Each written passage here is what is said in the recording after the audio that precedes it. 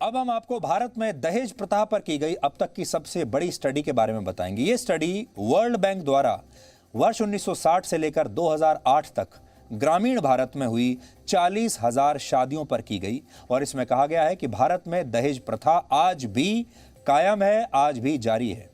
ये जो अब हम आपको खबर देने वाले हैं ये दहेज प्रथा पर है और आप में से बहुत सारे लोग ये सोचते होंगे कि अब हमारे देश में दहेज प्रथा नहीं रही। अंतर इतना है कि आज दहेज के नाम से नहीं लिया जाता, किसी और नाम से लिया जाता है।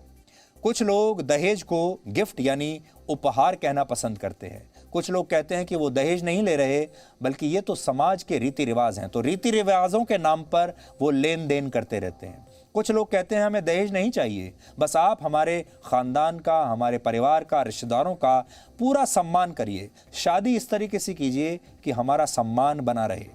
यानी सम्मान के नाम पर, गिफ्ट के नाम पर, रीति रिवाजों के नाम पर आज भी दहेज लिया जाता है और लोग खुद को ये तसल्ली देते रहते हैं कि उन्होंने तो दहेज लिया ही नहीं। देने वाला भी ये तसल्ली कर लेता है कि दिया नहीं, लेने वाला भी तसल्ली कर लेता है कि हमने तो लिया नहीं, ये तो हमने सम्मान लिया है, ये तो हमने गिफ्ट लिए हैं, ये तो लड़की वालों ने अपनी मर्जी से तोहफे दे दिए।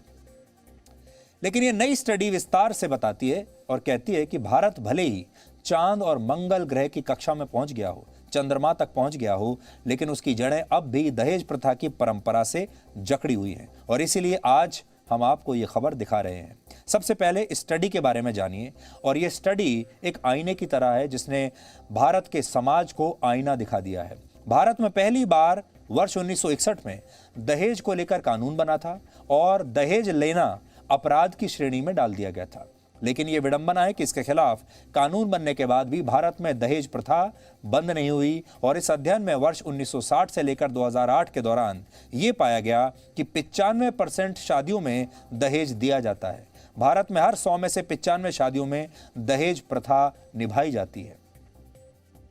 स्टडी में दहेज के खर्च का भी आकलन किया गया है। इसके मुताबिक वर्ष 1960 में भारत के गांवों में दहेज का औसतन खर्च 18,000 रुपए होता था, जो 1972 में बढ़कर 26,000 हो गया और फिर 2008 आते आते ये खर्च 38,000 के आसपास पहुंच गया।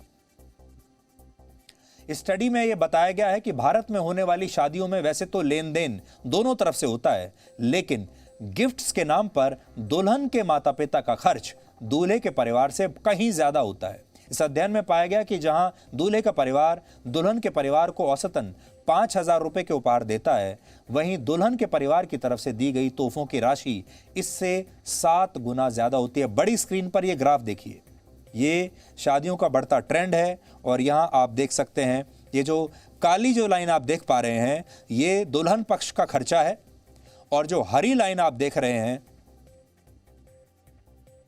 ये दूल्हे पक्ष का खर्चा है।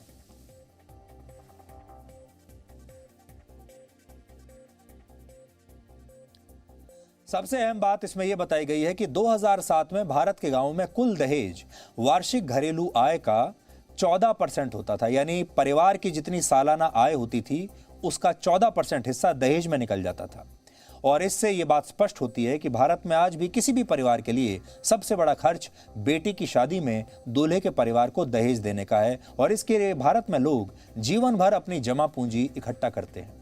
हालांकि ऐसा भी नहीं कि सिर्फ हिंदू धर्म में ही दहेज प्रथा है, इस्लाम, सिख और ईसाई धर्म में भी दहेज प्रथा प्रचलित है, अलग अलग नामों से।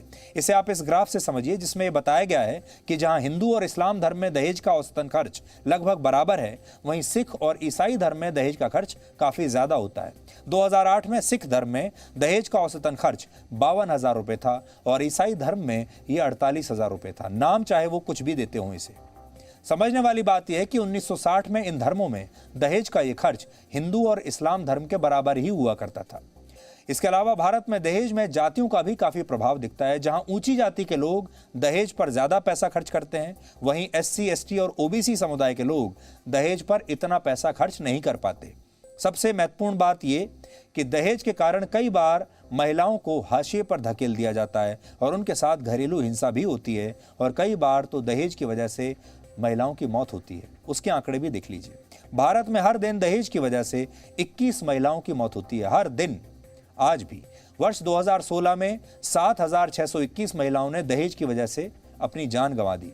2017 में 7,446, 2018 में 7,166 महिलाओं ने दहेज के कारण दम तोड़ दिया।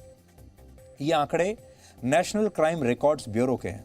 एक और बड़ी बात यह कि भारत में दहेज के जो मामले अदालत में पहुंचते हैं उनमें से सिर्फ 15% मामलों में ही फैसला महिलाओं के पक्ष में आता है। संख्या के हिसाब से देखें तो हर 7 में से सिर्फ एक मामले में आरोपियों को दोषी करार दिया जाता है।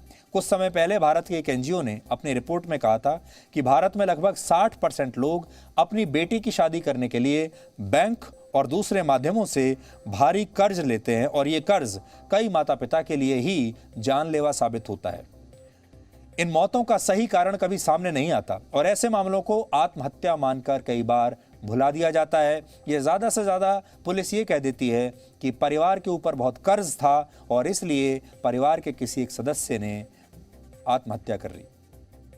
अब हम आपको एक स्पेशल रिपोर्ट दिखाते हैं जो आपको ये बताएगी कि क्यों भारत के लोग दहेज लेने से आज भी परहेज नहीं करते। दहेज एक ऐसी चीज़ है जो सबको खुश कर रही है और दहेज के नाम पर किसी को भी कोई परेशानी नहीं है। और जैसा हमने आपको पहले कहा कि दहेज को अब दहेज नहीं कहा जाता बल्कि दूसरा नाम इसका कोई लेकर कभी गिफ्ट्स के नाम पर, कभी सम्मान के नाम पर, कभी रीति रिवाज के नाम पर गिफ्ट्स लिए जाते हैं, पैसा लिया जाता है, बहुत सारी चीज़ें ली जाती हैं और फिर उसे दहेज ना कहकर कोई और नाम दे दिया जाता है।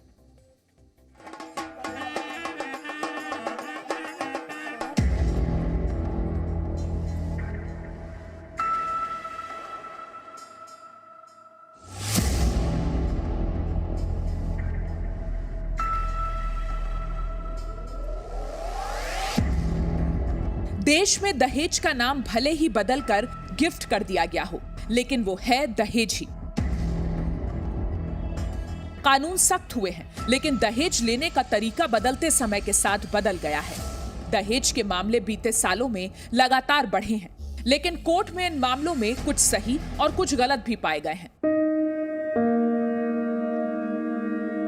माना जाता है कि दहेज के मामले कम आमदनी वाले परिवारों में ज्यादा देखने को मिलते हैं, लेकिन सच्चाई यह है कि दहेज की मांग का अमीरी गरीबी से कोई लेना देना नहीं है। यह हैदराबाद की रहने वाली वीणा है।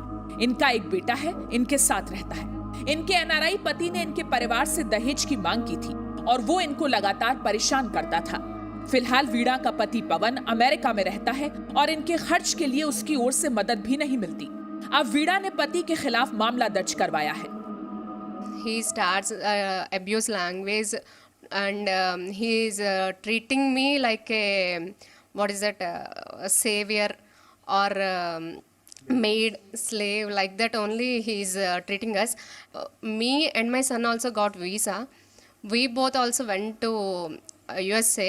He told you went to India, you go to India, I will help you by sending 10,000 or 15,000 per month, and I will help to education. I will pay the fees, like that he will tell everything. After I came to India, he never responds to our calls or anything. He started sending, after 1 month I came to India, he starts some nuisance words or anything. 2020 the court given the order, but still today he didn't accept that. Still today he didn't give any penny for us. Rajasthan के सीकर में दहेज न मिलने की वजह से दूल्हे ने दुल्हन को वरमाला रस्म के बाद ही छोड़ दिया। अब दूल्हे के परिवार के खिलाफ मामला दर्ज करवाया गया है। लड़के का पिता ना गया और पापा को गाली गलौज करने लगा कि बोला कि ना इतने गहने दो, मेरे को इतने पैसे चाहिए, मतलब जो बाइक दो, जो भी हमारे मन में वो पूरी करो, नगद पैसे दो। मेरी तो जिंदगी बर्बाद की है ना उसने, उसको उसकी सजा जरूर मिलेगी। आज तो उसने मेरे साथ किया, कल किसी और के साथ भी होगा ऐसा। ये लक्ष्मी है, उम्र 32 साल है। शादी में लक्ष्मी के पिता ने अपने दामाद को अपनी हैसियत से बढ़कर दहेज दिया, लेकिन दामाद का लालच बढ़ता रहा और लक्ष्मी के पिता मजबूरी में कर्ज लेकर दामाद की इच्छा पूरी करते रहे। जब पैसा नहीं बचा तो लक्ष्मी को यातनाएं दी गईं और अब लक्ष्मी अपने पति से अलग रहती है। लक्ष्मी न्याय की उम्मीद से कोर्ट भी गई, लेकिन केस तब खत्म हुआ जब लक्ष्मी ने कोई डिमांड नहीं रखी। शादियों में तो कुछ नहीं हुआ था, उस टाइम पे तो ठीक ठाक थे।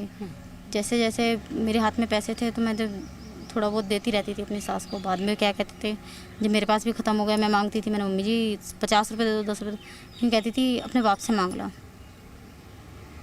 मैंने कहा था आप लेके आए हो मुझे तो मैं आपसे मांगूँ, नहीं, पीटने लग जाती थी, सास ने मारती थी, फिर मना करती थी। मैंने मम्मी मारो मत, क्यों मार रहे हो, इसलिए मार रहे थे। कहती थी मारना, कह रही जब तू पैसा नहीं ला के देगी तो कहाँ से करेंगे घर में काम। अच्छा, कह रही खिलाऊंगी कहाँ से तुझे। ऐसा नहीं है कि दहेज की प्रथा हिंदू रीति रिवाज से जुड़ा मामला है। ये परवीन है, इनके निकाह में पिता ने दामाद को कैश और कई दूसरा सामान दिया था। उसके बाद भी कई सालों तक पैसों की डिमांड होती रही। मांग पूरी नहीं हुई तो परवीन के साथ मारपीट भी होती रही। कई सालों तक यातनाएं सहने के बाद परवीन ने केस दर्ज करवाया, लेकिन परवीन के पति ने अब दूसरी शादी कर ली है। मैं अभी तक तो शादी से बाहर निकलने के लिए मैंने सोचा नहीं, क्योंकि मेरे पास 2 बेटी है। तो 2 बेटी, एक 9 साल की बेटी है और एक 4 साल की बेटी है। तो मैं तो अभी तक सही रही थी बच्चों की वजह से ही, कि अब मैं कहाँ 2 बच्चों को लेकर के जाऊंगी, क्या करूंगी मैं। उन लोगों ने तो इतना हद कर दिया कि अब दूसरी शादी भी कर लिया, मारपीट भी मैंने पूरी सहन करी, दोनों ने मिलकर रेप भी किया और आदमी का भी टॉर्चर मैंने पूरा अच्छी तरह से झेल लिया। अब ये है कि अभी तक केस का कुछ नहीं हुआ और ना कि वो 2 बार उसको डेट पड़ गया है, लेकिन वो थाने में भी नहीं आया। परवीन, वीना या लक्ष्मी जैसी इन लड़कियों को नहीं पता कि उनके पिता ने जो पैसा शादी के वक्त लड़के के परिवार को दिया वो वापस आएगा भी या नहीं। कोर्ट में भी मामला तभी खत्म हो पाता है जब बीच का कोई रास्ता निकलता है, नहीं तो सालों साल ये महिलाएं कोर्ट के चक्कर काटती रह जाती हैं। मुझे एक कमी महसूस होती है कि गांव की जो औरतें हैं वो बहुत सफ़र करती हैं। उनके लिए ना कोर्ट्स है ना पुलिस है, कोई भी नहीं है, वो टॉर्चर होती रहती हैं। शहर की लड़कियां स्मार्ट हैं, उनके लिए कोर्ट्स भी अवेलेबल है, पुलिस भी एक्शन जल्दी लेती है, सुनवाई बहुत तरह से है उनके लिए। थोड़ी पढ़ी लिखी भी है लड़की या परिवार वाला ही पढ़ा हुआ है, लड़की उतनी पढ़ी ना भी हो तो वो लोग भी उसके लिए कर सकते हैं।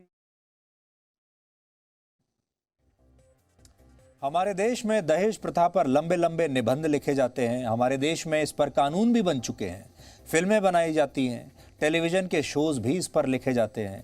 लेकिन जब दहेज का प्रस्ताव आता है तो कोई भी इसे ठुकराना नहीं चाहता, और यही आज की कड़वी सच्चाई है। और इससे एक बड़ी सीख ये भी मिलती है कि सिर्फ कानून बनाने से कुछ नहीं होगा, ये तो एक न्यायिक प्रक्रिया है, लेकिन क्या समाज इसे बदलना चाहता है? किसी भी बुराई से लड़ने के लिए आपको कानून नहीं बल्कि समाज की भी आवश्यकता पड़ती है।